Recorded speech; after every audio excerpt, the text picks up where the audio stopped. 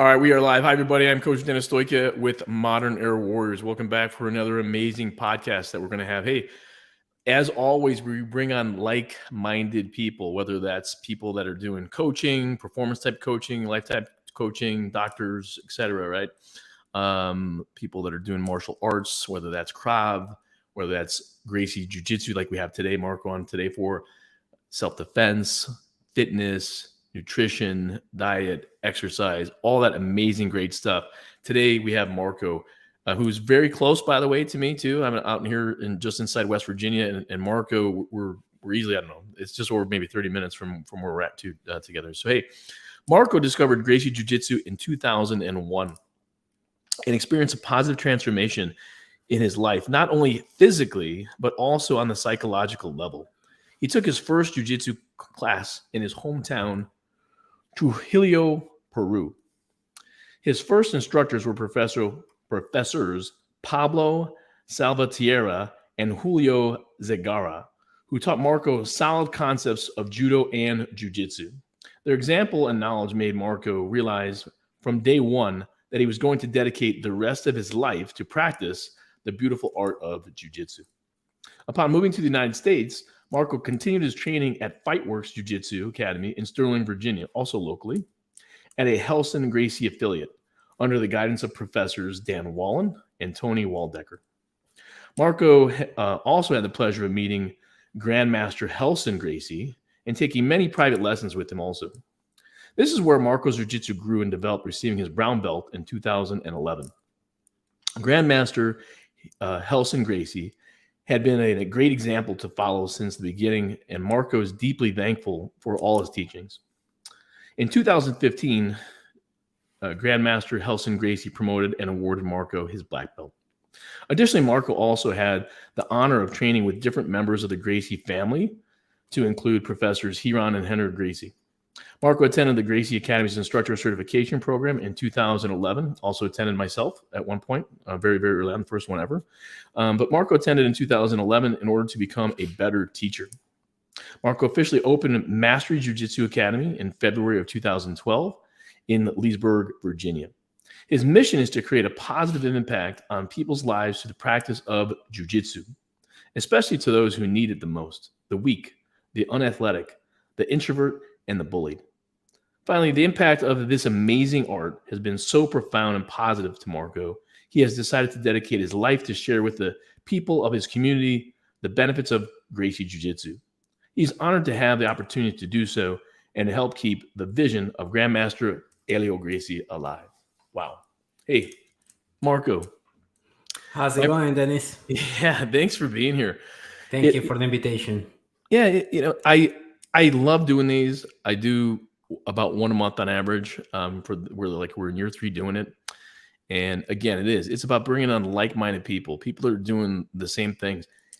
It's not just jiu-jitsu; it's the means of becoming physically, mentally, emotionally stronger. Like you said, it's not just jiu-jitsu. It can be for getting people in shape so they're healthier, right? But you use jiu-jitsu to do it. And of course, we're passing on, none of the stuff that I know. I discovered, we discover things. It's the laboratory, but we're helping move other people's teachings along too. Helio Gracie's dream alive, etc. So, Marco, my first question, and anything you want to add additionally to bio, but it leads into the first question: who is Marco Moreno, and what is your why? And when I say what is your why, what is your purpose? What is your passion? What are your principles? What do you have to add in addition to kind of what I've already thrown on the table? Who's Marco Moreno? That's you can you can approach that as philosophically, like who's Dennis Stoika, right? Like I guess most people, when they ask that, they are referring to like all the labels on top, right? Like I'm Peruvian. I could be Peruvian. I'm a male. I'm a father. Yeah. You can be a lot of things, but I guess a coach. What is a coach? Yes. What is the essence, right? I guess that's a real question. What are we as in essence? And I guess yeah, people do a lot of things trying to find themselves, right? People go to the Himalayas to find themselves, like they want to know who they are, right? Mm-hmm. And if we strip everything, and then what are we, right? I guess if that's what I'm saying is philosophical. I feel like this is what I choose to believe is that I'm a spirit um, that is being put in this material dimension in the form of a body. Maybe there is a grand plan, right? But I think the idea is to be someone who can tune in with the positive part of whoever created this dimension. That's why I didn't want to get too philosophical. No, but it is. But It's who's Marco Moreno, a spirit, I guess, Marco. who It's a deep question, right? embodied Yeah. this sack of skeletons and skin, and is just trying to be like an antenna for spreading the positive, I guess, because this world has a lot of negative things and a lot of positive too. And which team are you gonna be? Mm-hmm. So I guess I'm trying to do the right thing, and it becomes with a lot of learning. You have to make a lot of mistakes first to find the right path. Mm-hmm. So So again, not just physical, not just mental, not just emotional, not just health, right? It's a lifestyle that we're living, right? Positivity. And then when we break down the why, purpose, passion, and principles can be a little bit what you're hitting on too. So I mean, who is Marco, like you said, right? Or who is Dennis? I'm a male. I'm in my 50s. I'm white. yeah, I'm a career yeah. law enforcement, right? So we're all those basic things. We're mortal. We're gonna die someday, right? But then who Hmm. are we? Like the vision, the principles behind us, and what we stand for. So a lot of what I'm hearing is that love for living life at its fullest. I'm hearing you say too, right? And being positive about things. So hey, and we live in a world of negativity. So especially the last Yes, few years, it's still coming out of COVID, right? People are we're still making a lot of mental health. Have you noticed yeah, that? a A lot of lot of mental health mental health issues. Yeah, a lot of issues mental health issues. in So kids. right. I've seen it in kids. Yeah, and I know you teach kids too. That's a good a huge portion. Hmm. So hey, what is Mastery Jiu-Jitsu? What is the academy? Tell me about the academy. What is it? My academy started as actually the name was the Basics Mm-hmm. Gracie Jiu-Jitsu. I was an affiliation under Helson Gracie and also under Hiro and Henner, Mm-hmm. Gracie University. And after 10 years of running the school as the Basics, I decided to create my own, go on my own. I'm still associated with Helson Gracie, Mm-hmm. and I do a little rebranding. So I switched it to Mastery Jiu Jitsu, and I had a little situation with the name The Basics. Is that some people will come and say, "Hey, but so you only teach the basics here?" And the answer is yes. I teach a lot of the basics, and I am believer of the basics. But I guess where they were coming from is like you just teach for like until like blue belt level, you know. Mm-hmm. But the reality is that you can master the basics to the point like you can be a brown belt, a good black belt. Like the basics can be performed.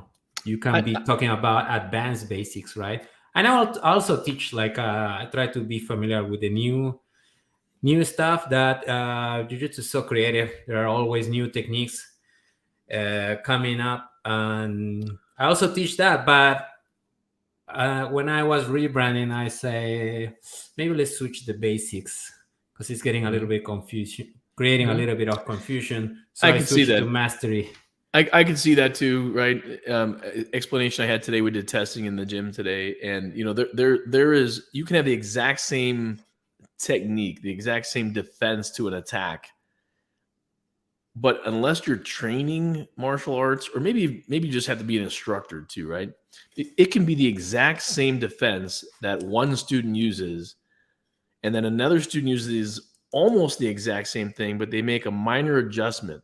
I refer to that as like black belt level. So there's like purple, like blue purple belt version, brown black belt version. It could be just on how we're using pressure or leverage, or just a small change, right? Too, and it's still the basic technique.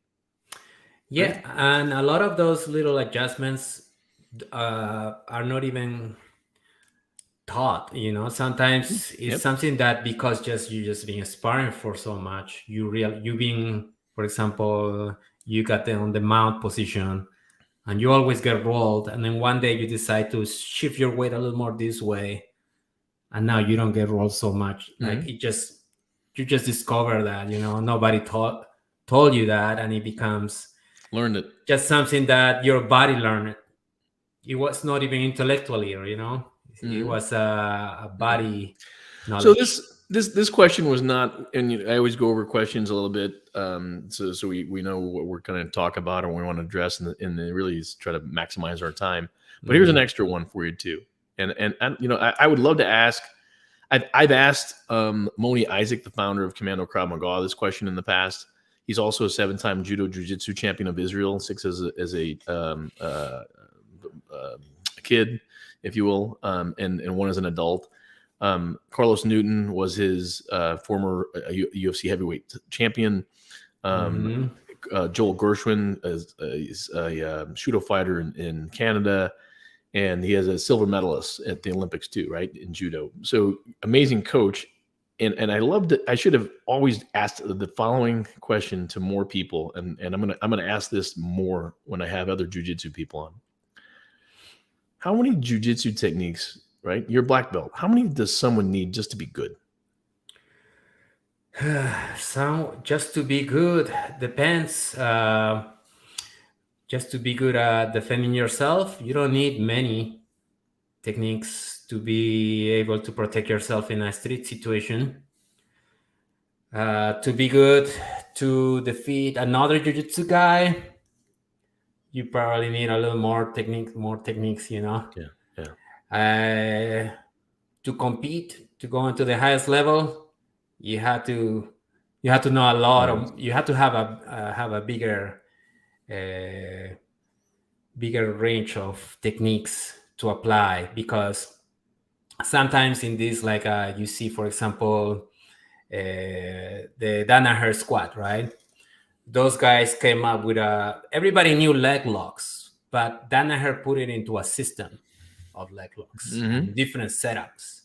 So when his students went to compete, they were catching people because they were unfamiliar, So now you go to if you want to be an Abu Dhabi champion, you have to know leg locks, at least defending the leg locks. Sure. So it depends what the focus is too. So the question I guess can be different, like whether it's the average person to defend themselves. I know, like the Valenti brothers, I'd still teach something very similar to what Helio Gracie taught. Like it's 100 techniques, self-defense type techniques. So they're for the like blue belt program, right? Even the Gracies have, I think when you add it all up, it's almost 90, 88 pieces, something like that. They're blue belt. And I know others that are kind of like doing their own thing now, your own program that you put together. Others that I know in the business too that have gone off to create their own blue belt programs. It's kind of Pedro Sauer. If you actually add his up to, it's somewhere in that range. Also, I think about under 100 type techniques for at least a blue belt. I agree with that. Like that number sounds good. 70 to 100 techniques to be very good at the basics and defending yourself and have a great knowledge of the fundamentals of jiu-jitsu. And then I look at it too, just for, I think, perspective too. I think you're looking at virtually almost doubling that, because then you learn the counters to the things that you learned as the basics too. Almost doubling it, probably at least another at least, if there was 100, maybe at least 50 more, because you're learning counters to at least the attack. So you just remind me of a story that Master Helson Gracie always tell. He said he's gonna write a book, and his book is gonna have 4 pages. The first page is the pisao and the clinch. The second page is the takedown, the leg hook. Uh-huh. The And the third page mount. is gonna be the mount, The mount. Yep. and the last page is gonna be the back and the rear naked choke. And for him, that's it. That's the end of his book. That's awesome. I love it. I love it, right? So that So the lesson there is that he has stripped jiu-jitsu so much to his basic core that if you apply everything correct, you don't, according to Helson, and I think he got this from Elio, you don't need escape for the triangle. You don't need escape from side mount.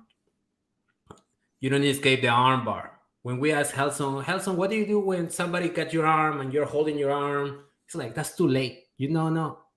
Why you make so much? So in his purest forms, he doesn't make mistakes.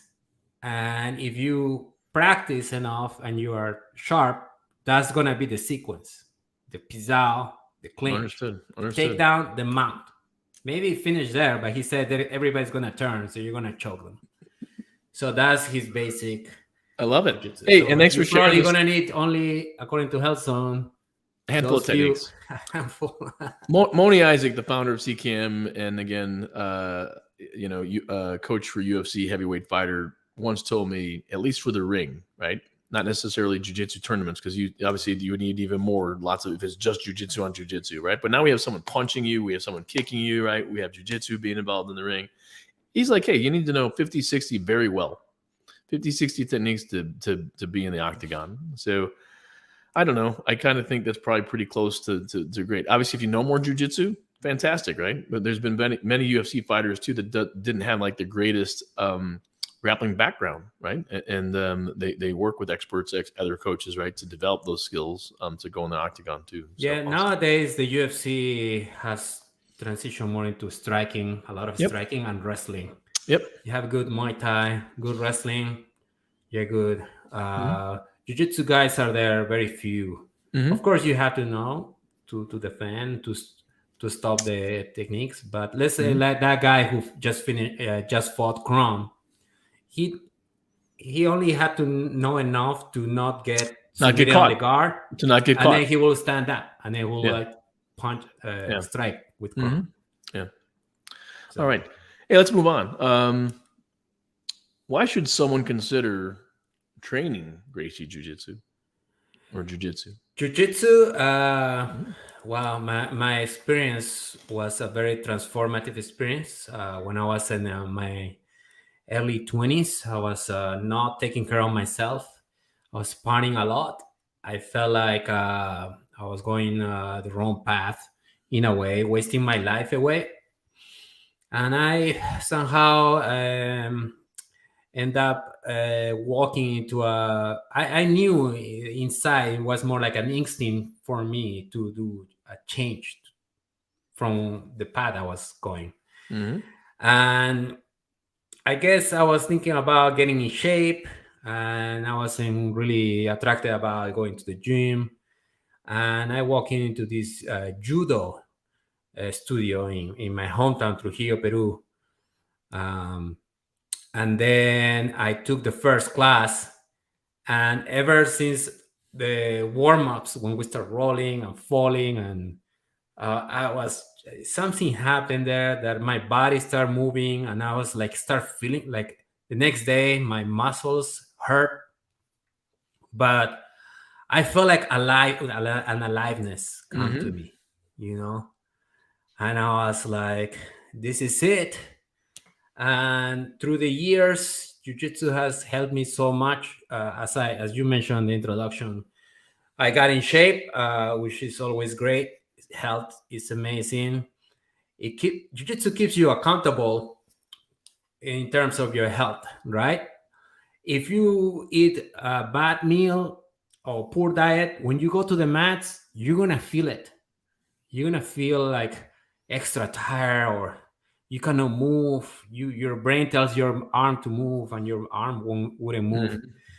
And when you are like lean and you have kept like a good sleep and a good diet, you're gonna feel like limber and sharp, and And the mats don't lie. The mats are not going to lie to you. They're going to keep you honest. So that accountability will help you stick with the lifestyle, I love right? that. I love that too. I occasionally say things similar to that, like the weight doesn't lift itself, or the weight doesn't lie, right? Or the mat doesn't lie, just like you said, right? In other words, you got to put in the work, right? Yes, You got to put in the work. 100%. You got to do it. Mm-hmm.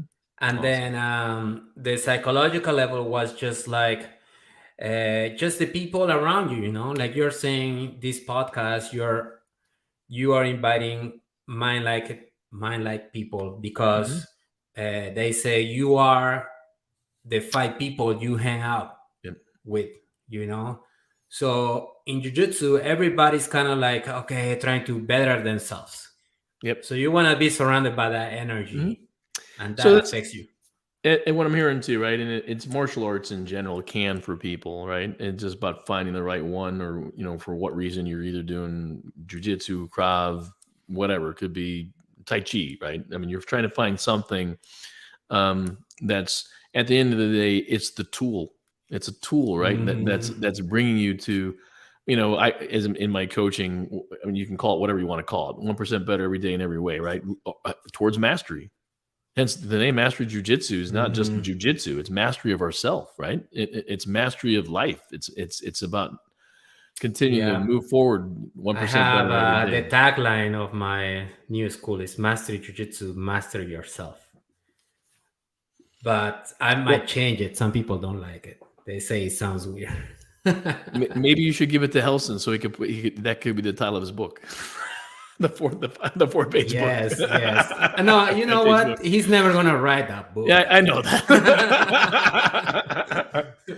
All right, hey, um, should someone also consider adding other things in their life, whether that's a different martial art, fitness, firearm shooting, just for self-defense purposes too?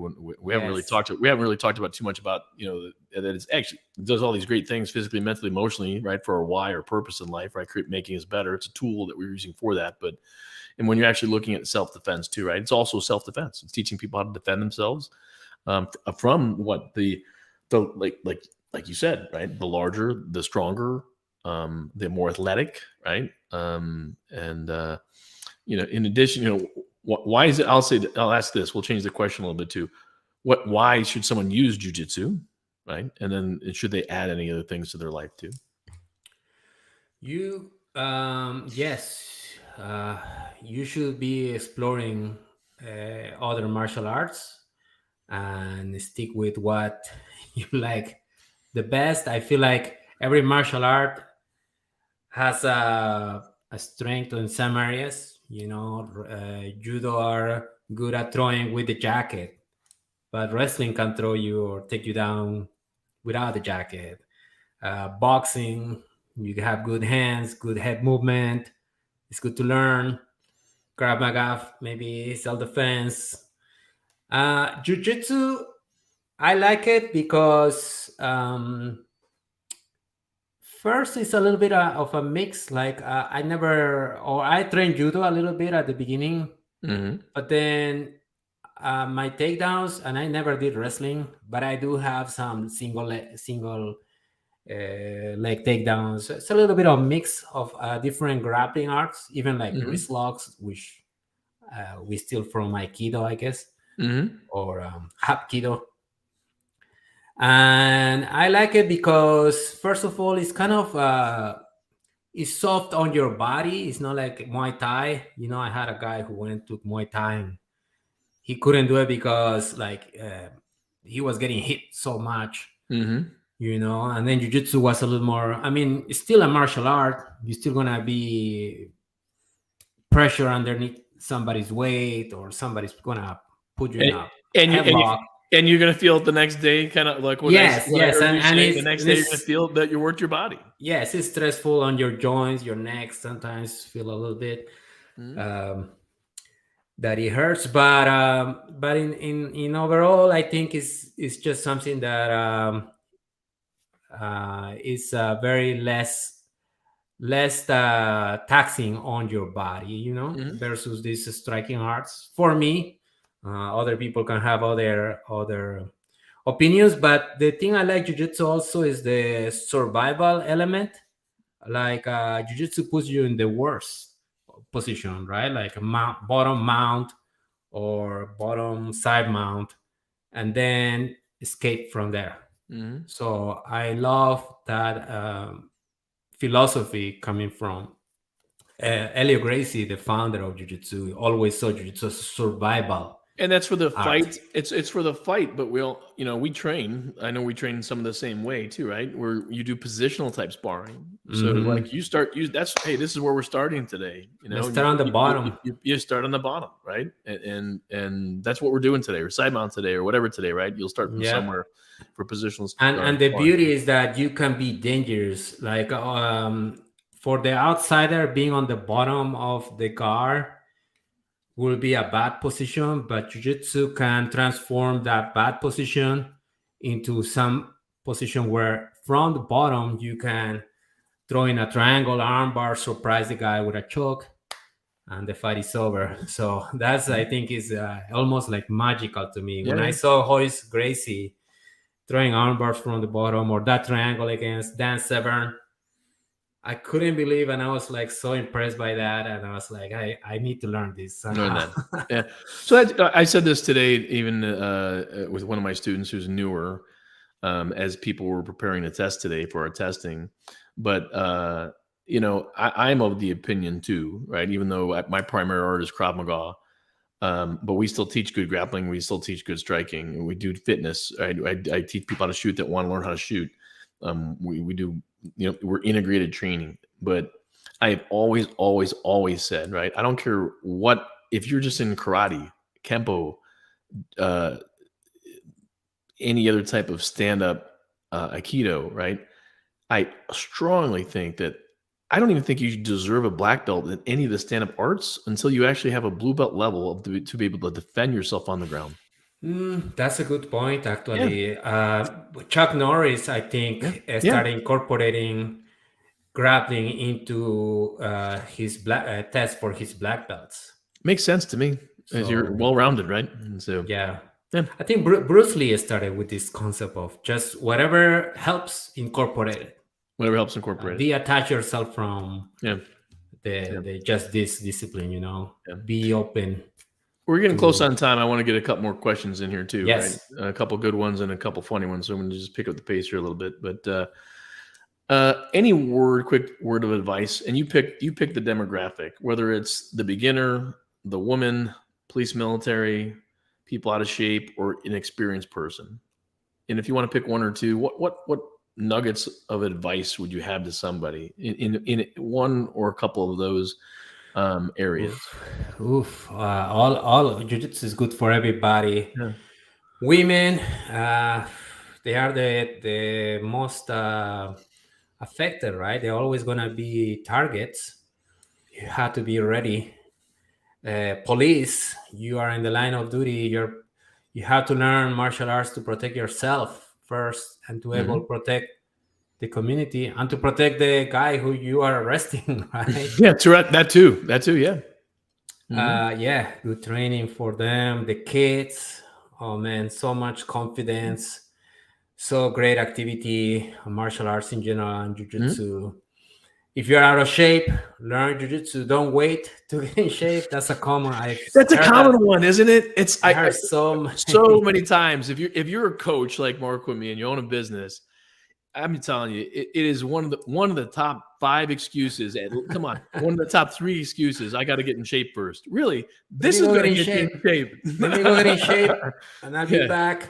They never come back. They never come back. They never come back. I get it. I told them, bro, come here. And you get in shape here by moving and learning your techniques, your jiu-jitsu techniques. So everybody should learn. Who has or does inspire you? I don't know if that's Helson, Hiran Henner. You train with them extensively. Your other coaches, right? And it doesn't even need to just, And I'd love to know seriously how much, whether if you want to even add that, like how has Helson helped really seriously? Because I know. Well, I think through my journey, different people inspire me at different stages. I think I was inspired by Hoist Gracie, and then I saw Hickson Gracie, that documentary Choke. Man, that was unbelievable. And then I met Helson, and I just saw Helson, how flexible it is, how fluid it is. And then my coaches, right, giving me the confidence to start teaching. My coach Dan Wallen gave me a class. You teach that class. That was my first time teaching, so he believed in me. Um, and then you see, I remember liking Marcelo Garcia, Roger Gracie. Oh, and then of course you mentioned Hiron Henner. Yeah. I had the pleasure of hanging out with Hiron a few times, and man, his mind is, he goes deep. You know, he has very unique approaches of life.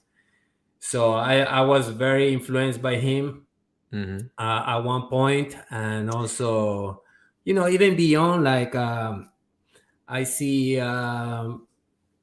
You won't believe this, but I actually got inspired by Gordon Ryan because I do like his jiu-jitsu, even though I don't like his trash talking the same way I don't like Conor McGregor. I feel like, Sure. No, but I at got the you. same time, I feel like they are in a business, and sometimes They're kind of making their brand by being who they are, the way they are too. I think sometimes, yes, right? but I do like his jiu-jitsu a lot. So Yeah. in terms of who inspires me in jiu-jitsu, and right now, for example, I just heard that Hickson Gracie's was diagnosed with Parkinson, right? Really? Yes, and then he said, "It's okay. I'm blessed. Thank you, God." It's just for me like, wow, Yeah. man, like that's gonna be a debilitating uh, illness, to the point he could end up like Muhammad Ali at Yeah. one point, Yeah. but he's blessed for that. And I was like, man, I that's inspiring. I did not know about that. Hey, one of the Yes. things too, and you mentioned it, it's in your bio a little bit too, right? So one of the things I think you would say too, and I'm blessed and very thankful for it too. I mean, the Gracies really taught me how to be a better teacher with their methodology, their teaching methodology, and I have no Yes. doubt. I think Horion is great teacher out of all the brothers. And I think Hiro and Henner have learned all those skills, and they are the best teachers. And then learning how to teach. I forgot to mention my first instructors. Pablo Salvatierra also inspired me. He still teach. Master Julio Segarra, he's a judo black Awesome. belt, still teaching. Still, like, he's probably 70, still put on his gi. So that's inspiring. And of course, my parents, my mom especially, because you have to admire the effort they had, especially in a third world country like Peru, to get a family ahead. It's pretty 100%. tough. All right, and we're gonna move on for time purposes. We're a little bit over now. A couple last questions. Yes. One is about your business. We talked about you going online yourself and having videos, et cetera, for your students and others too, right? So where do you believe Marco Moreno, your academy and your training will be in 5 years? So I have big plans in 5 years.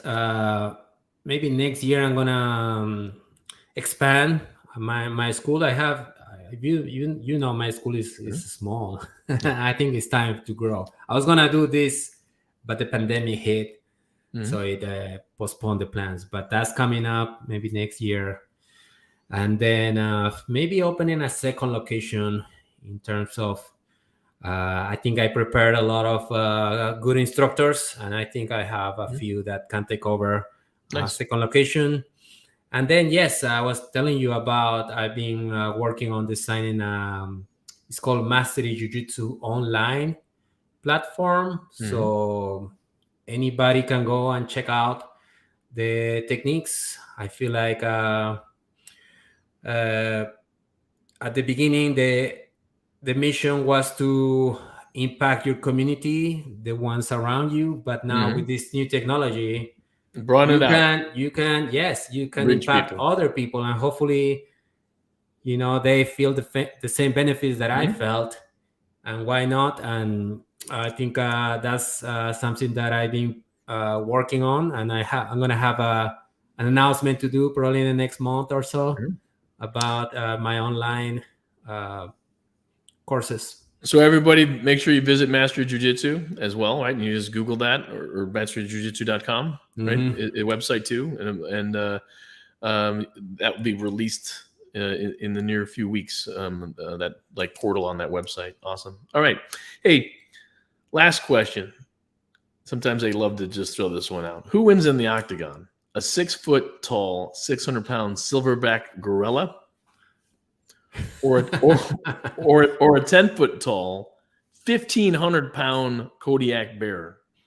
600-pound, big, strong, insanely strong silverback gorilla, or the 10-foot tall, 1,500-pound Kodiak bear? I'm gonna go with the bear because I think bears are killers. I don't know if gorillas are mostly what I've seen. Gorillas are mostly for intimidation.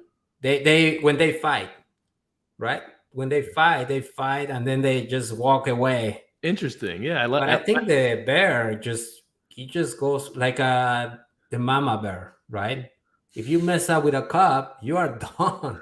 The bear is gonna maul you. Have you seen the movie with DiCaprio? What's the movie? No. Forgot. Yeah. Good one. It doesn't come to me. Yes, he won the Oscar for that movie. He wow. got mauled by a bear. Right? Okay. A famous scene. Anyway, so bears are. I'm more scared. They also have huge claws. That's true. So I think the bear is gonna rip apart the gorilla. So I've had more people tell me the gorilla's going to win, but I'm also the Kodiak guy. But I'm the Kodiak guy. Actually, there is an interview, Lex Friedman with Danaher, and there is a similar question, but I think they add the anaconda, the lion, and the bear and the gorilla. And they go full like an hour analyzing each skill and why. So one of my next podcasts, I need to bring on a gorilla and a bear. We'll bring both of them. Man, somebody has to make it happen, man. We need to know for real, because at this point it's all speculation. It's all good. I do think the bear, though. All right, hey everybody, we're a little over time. I love to try to keep these as coffee talks, 30 minutes, so they're digestible. Bro, you should go an hour. Let's go for an hour. I want to thank Marco for being here. Greatly appreciate you, Marco. I'll share this too, so you can put on your Facebook page as well too, right? But thank you for being here. Greatly appreciate it. Thank you, Dennis. Appreciate it. Everybody, if you're in the Leesburg, Virginia area, if you're in DC on vacation, you just come here, right? Leesburg is just outside of Washington, D.C., Baltimore metropolitan area too. Beautiful suburban location in Loudoun County, Virginia. And visit Marco. He'd love to have you. Whether you're training jiu-jitsu or not, right? If you're in, you're all part of the family. Come in. If you're here for a day or two, want to take one class, whatever, I'm sure he'd be very happy to have you, as myself as well, for Krav Maga and what we do too. So, but hey, thanks for being here, everybody. Hey, if you're local here too, I always push, right? If people don't want my Krav, they want more jiu-jitsu, I push people to Marco and other people that I know, depending where they're at living too, right? Because we're all about sharing. And again, we're trying to grow. It doesn't matter whether it's Marco's business in Leesburg or me up here or whatever too, right? It's about growing people 1%. But I'd rather see someone go, if it's convenient to go to Marco, then go to Marco, right? And that's the way it is, right? So, hey, everybody, thanks you for being here. We greatly appreciate you as always. Until next time, you know the deal. Train hard, train smart, train safe, train real, and train for life. Take care, everybody. We'll see you in the next podcast. Take care.